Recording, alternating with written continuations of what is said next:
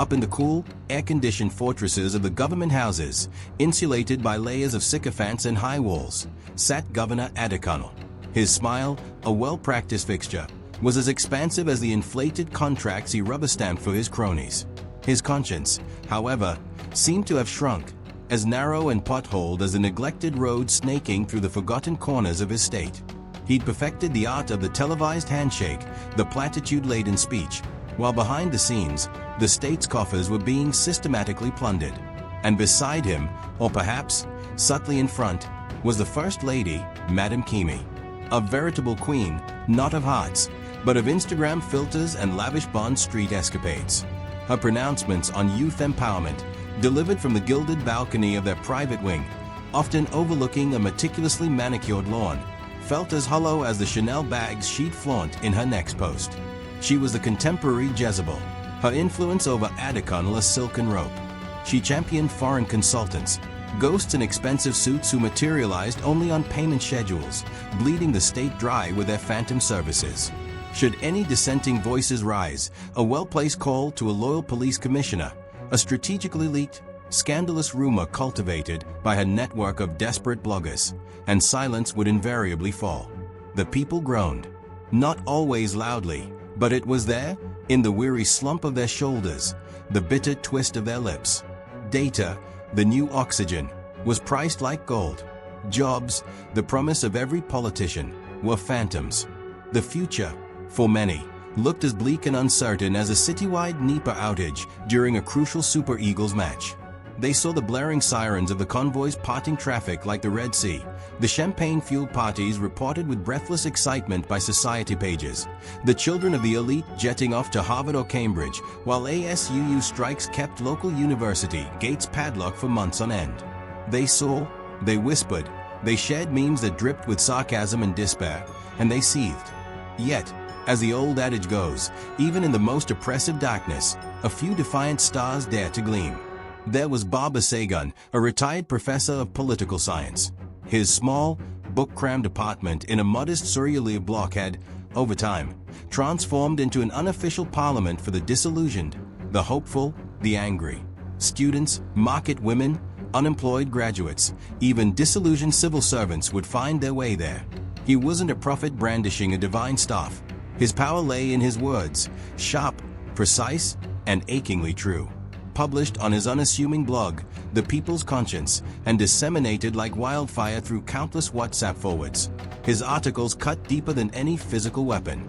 He diagnosed the rut, not with outrage alone, but with the calm precision of a surgeon identifying a metastasizing cancer. He saw the systemic decay, the moral collapse. And then, there was Jide. Jide. No princely lineage, no inherited political clout.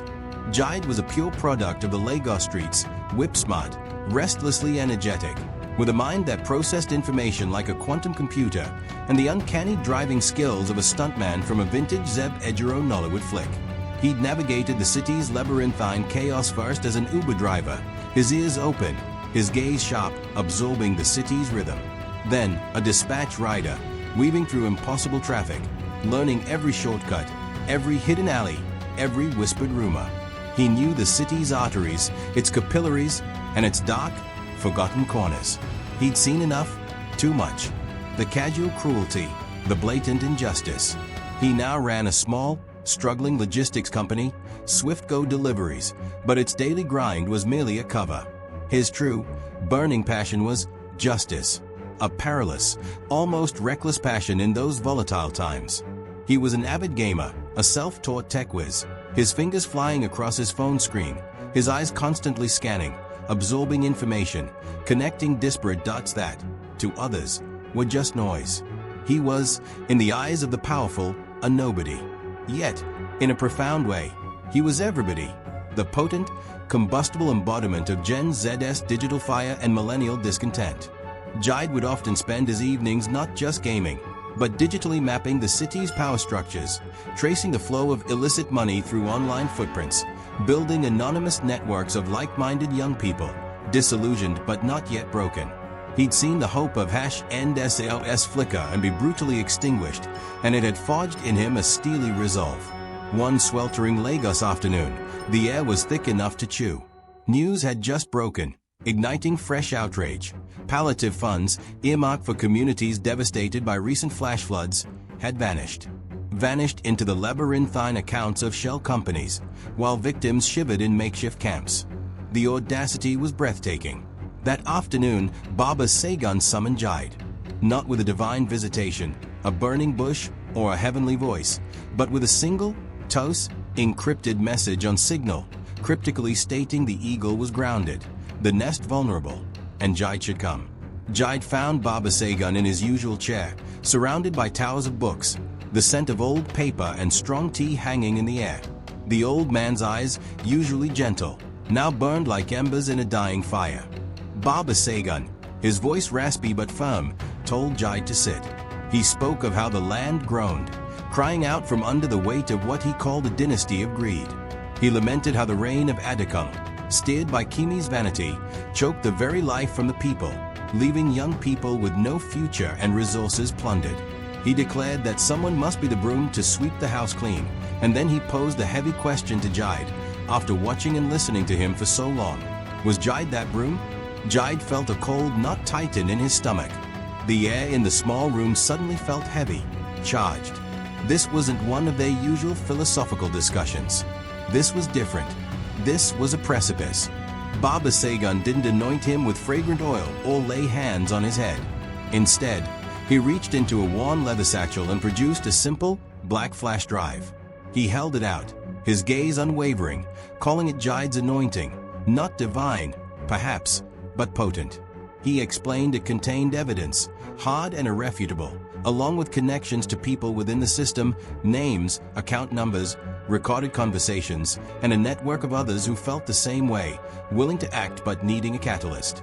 But he also warned Jide, his eyes seeming to pierce through the young man, that the path of the reformer was treacherous, slick with blood and betrayal. Power, he cautioned, was a heady wine, a dangerous companion capable of corrupting even the purest heart. Jide's heart hammered against his ribs, a frantic drumbeat. The stark reality hit him. This wasn't Call of Duty, where one could simply respawn after a fatal error. This was terrifyingly real. The flash drive, cool and smooth in his palm, felt impossibly heavy, a tangible mandate.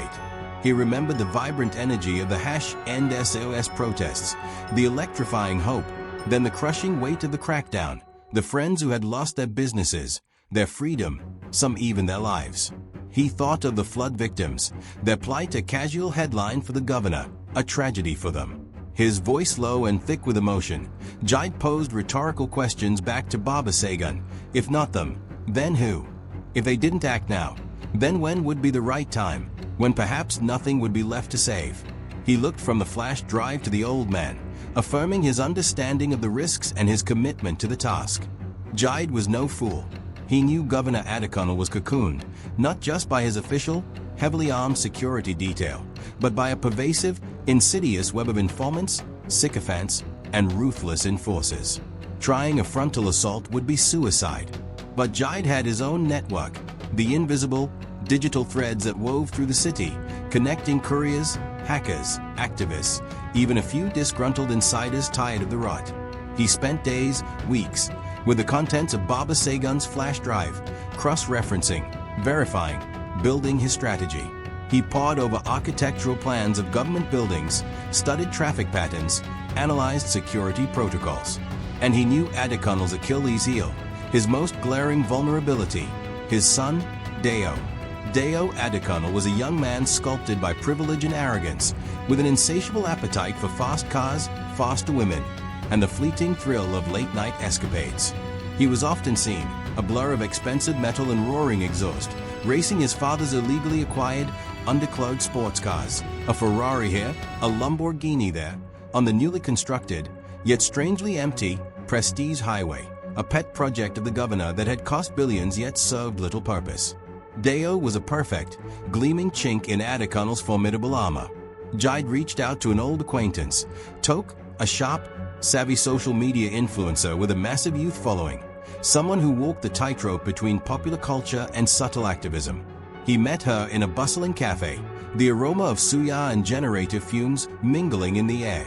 He explained his need for a specific rumor to be started, an exclusive, underground street race with international drivers, big money, and bragging rights off the scale. The kind of thing Deo wouldn't be able to resist. Toke, arching an eyebrow as she stirred her Chapman, inquired about his intentions regarding Deo, noting that his plan sounded spicier than usual.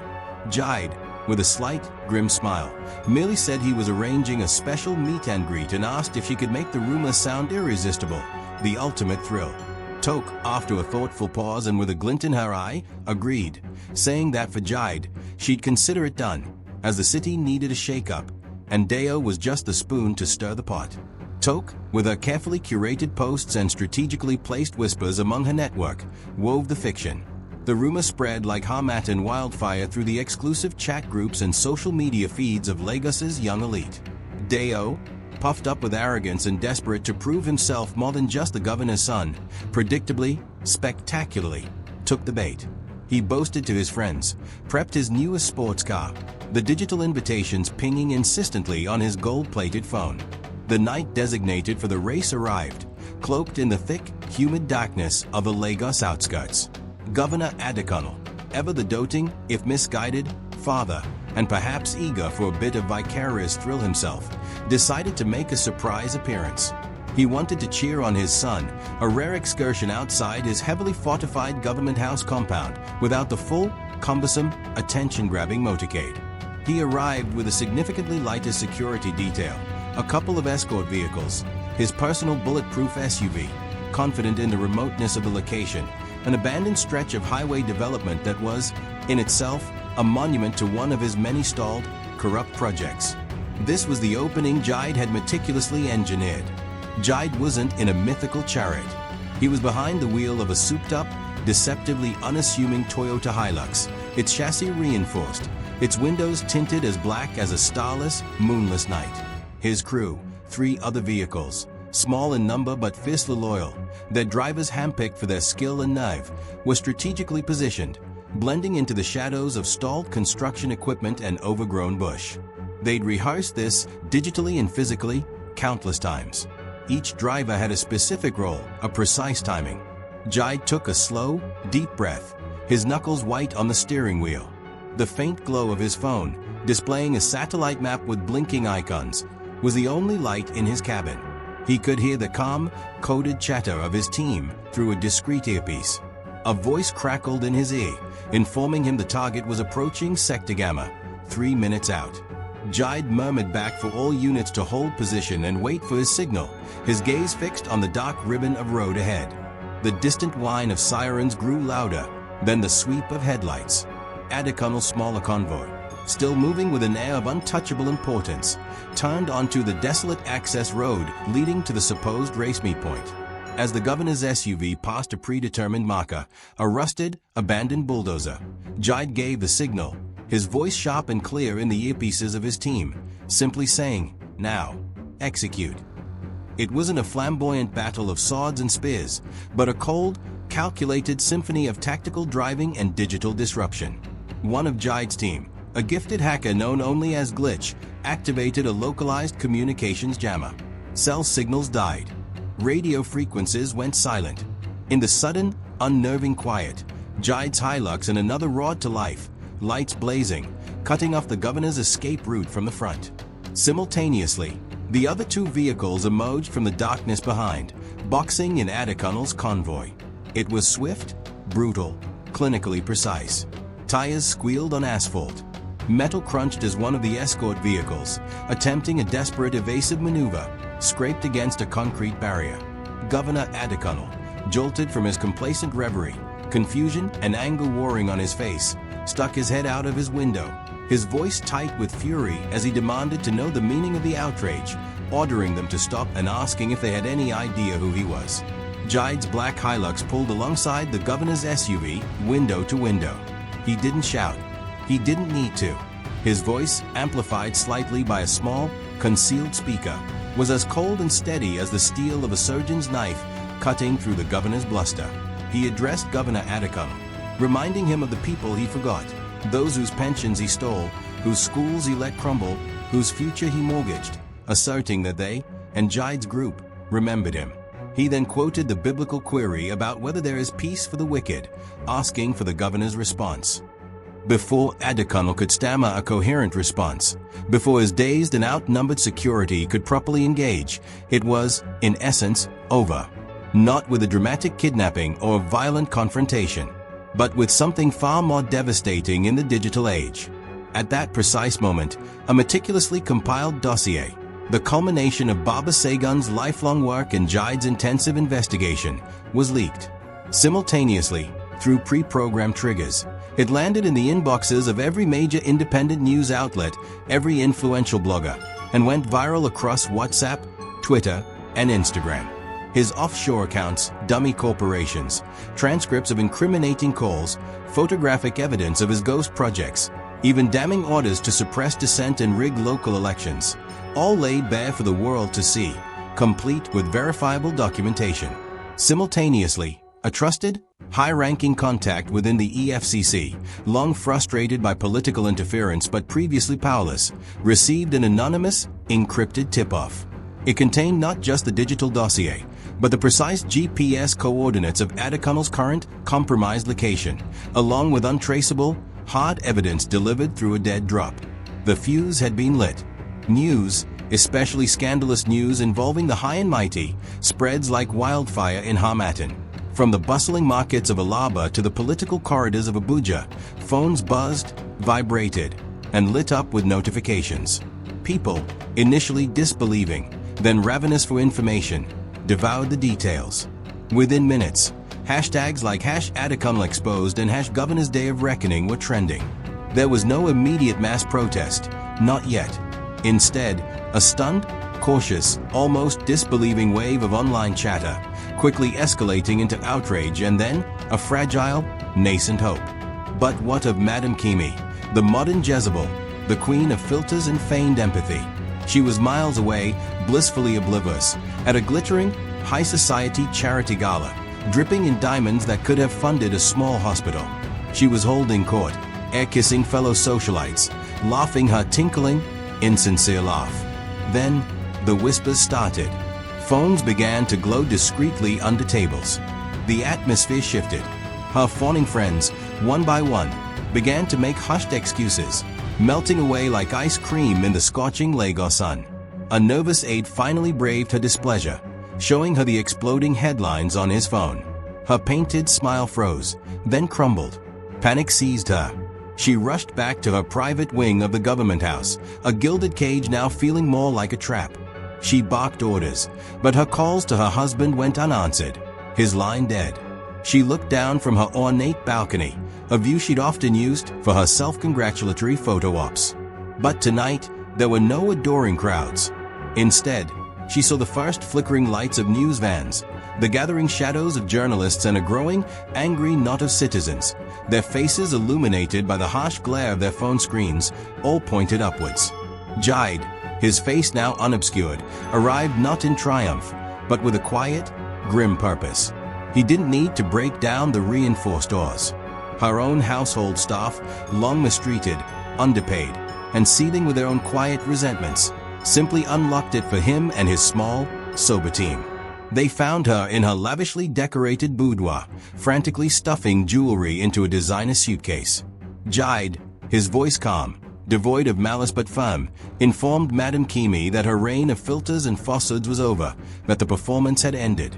She tried to rally, to summon the imperious fury that had cowed so many. Her voice a shrill shriek, her carefully constructed composure cracking like cheap veneer. She demanded to know who he thought he was, calling him a street urchin and threatening to destroy him, to have his head. Jaid just shook his head, a flicker of pity, perhaps, in his eyes. He questioned who would listen to her threats now, stating her influential friends were already distancing themselves, her offshore assets were being flagged, and the dogs of public opinion, as she once called them, were at her gate, hungry. And indeed, as she was later escorted out by plainclothes security operatives from the newly galvanized EFCC, no designer gown now, just a hastily thrown-on tracksuit, her face bare of makeup and etched with terror, the crowd outside erupted. Not in cheers for her captors, but in jeers and taunts aimed at her. The social media vultures had their feast. Her downfall was live-streamed, a disgrace complete, more public and arguably more brutal than any ancient stoning. Every stumble, every tear, every desperate plea was captured, shared, and memed into digital infamy. With Governor Adekunle in EFCC custody and Madam Kimi's empire of influence shattered, Jide turned his attention to their extensive network, the prophets of Baal in this modern Nigerian tale. Not priests of some ancient pagan idol, but the corrupt contractors who inflated invoices for phantom projects, the compromised civil servants who greased the wheels of bribery, the social media assassins and pliable journalists who propped up the rare aim with praise singing and character assassination. Jide, through carefully placed intermediaries now part of a nascent interim council, announced a stakeholders summit for a new dawn. Invitations, embossed with an official-looking interim state seal, were sent to all prominent figures who had benefited from or enabled Adekunle's regime, all who now claimed newfound loyalty to the new direction. They came in droves, in their expensive, flowing agbadas and crisp designer suits, their faces masks of feigned solemnity and eager opportunism. They came to pledge allegiance, to secure their contracts, to ensure their place in what they assumed would be just another reshuffling of the deck. Jide let them gather in the state's main conference hall, a monument to Adekunle's vanity. He watched on a hidden camera feed as they mingled, their voices a low hum of insincere pleasantries and anxious speculation. Once they were all seated, expecting a keynote address from some hastily appointed interim leader, the main doors were quietly, firmly locked. Not by Jide's men, but by uniformed officers of a newly invigorated, independent anti-corruption agency, armed with meticulously prepared warrants and dossiers of evidence Jide's team had painstakingly provided, much of it gleaned from the governor's own seized devices and servers. Then, Jide's voice, calm and dispassionate, echoed from the PA system, the same voice that had confronted Adekunle on that dark highway. He welcomed the distinguished ladies and gentlemen, thanking them for attending the urgent summit, which he wryly termed their accountability session, advising them to remain seated as officers of the EFCC and other agencies had pressing questions for each of them. Panic erupted. The arrest was swift, methodical, and comprehensive. It was a masterstroke of strategic planning, digital warfare, and sheer audacity. The downfall of Adekunle's network was almost as spectacular as his own. In the days and weeks that followed, Jide was hailed as a hero, a savior, the David who had slain Goliath. The people, starved for good news, sang his praises. Jide's New Nigeria trended, this time with genuine hope. He wasn't officially a governor, nor did he seek the title. He preferred to work from the shadows, the unseen hand guiding the interim government, advising the technocrats and honest civil servants elevated to positions of responsibility. He helped dismantle corrupt structures, initiated transparent bidding processes for new projects that actually benefited the people, clinics, school renovations, youth employment schemes. For a heady, intoxicating while, it seemed like a new era had truly dawned. The oppressive cynicism that had choked the state began to lift, replaced by a cautious, fragile optimism. But here, my friends, is where the ancient tales, the ones Baba Sega knew so well, offer their bitterest, most enduring wisdom. Power, as the old professor had warned Jide in that small, book-filled room, is a seductive, insidious song. Jide, the righteous reformer, the incorruptible warrior, found himself facing dilemmas he hadn't anticipated. He started making compromises, small ones, at first. He would rationalize them to himself late at night, staring at the city lights from his modest apartment, telling himself they were for the greater good. He kept some of Adekunle's old security chiefs, the ruthless but effective ones, arguing that the state needed stability above all else in these turbulent times. He allowed certain influential allies, whose support was crucial for pushing through vital reforms, to bend the rules, just slightly, assuring himself it was a temporary measure. The sharp, clear lines between right and wrong, once so starkly defined, began to blur at the edges. The flash drive from Baba Segun contained more than just incriminating evidence against Adekunle. It held blueprints for true, deep, systemic change, land reform, judicial independence, community policing. But Jide, perhaps fearing the unpredictable chaos of complete, revolutionary upheaval, or perhaps, just perhaps, beginning to enjoy the quiet, satisfying hum of controlled power, the ability to make things happen with a single call. He didn't implement it all. He had felled the great, diseased Iroko tree of Adekunle's corruption, its fall shaking the very ground. But he left some of its tenacious roots in the soil, believing, perhaps naively, that he could control their future growth, prune them as needed. The story of Jide isn't over. It's a story still being written, not on parchment, but in the flickering, glowing screens of our smartphones, in the heated debates in online forums and beer parlors, in the hopeful and increasingly fearful whispers of a generation that tasted profound change and now wonders, anxiously, if it will last. Did Jide truly break the cycle of corruption and impunity? Or did he merely become another turn of the great, relentless wheel? Drop your theories and reactions in the comments below. Don't forget to like this video, subscribe to Folktales Blockbuster, and hit that notification bell so you don't miss our next story. Stay safe.